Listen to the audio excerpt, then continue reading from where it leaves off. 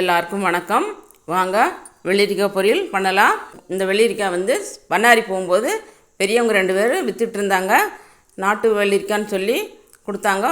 பொரியல்லாம் பண்ணி பாருங்கள், நல்லா இருக்குன்னு சொன்னாங்க. நான் வாங்கிட்டு பொரியல் பண்ணேன். சும்மா சூப்பராக இருந்தது. சரி, அந்த ரெசிபி உங்களுக்கு போடலான்னு தான் போட்டேன். எப்பவும் போல் வடச்சட்டி வச்சு எண்ணெய் ஊற்றி கடுகு, வெள்ளை கடலைப்பருப்பு போட்டு பெரிய வெங்காயம் 2 வரமிளகா கருவேப்பிலை போட்டு வதக்கி சிறுசாக கட் பண்ணி வச்சுருக்கிறேன்.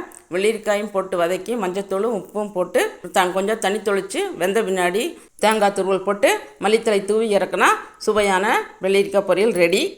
இருங்க, ஒரு நிமிஷம் உங்களோட பேசணும். என்னோடய வீடியோவை நிறைய பேர் பார்க்குறீங்க, சந்தோஷம். அதுவே சப்ஸ்கிரைப் பண்ணிவிட்டு பக்கத்தில் இருக்கிற பெல் பட்டனை கிளிக் பண்ணி விட்டுட்டு ஒரு லைக்கை போட்டிங்கன்னா இன்னும் சந்தோஷம்.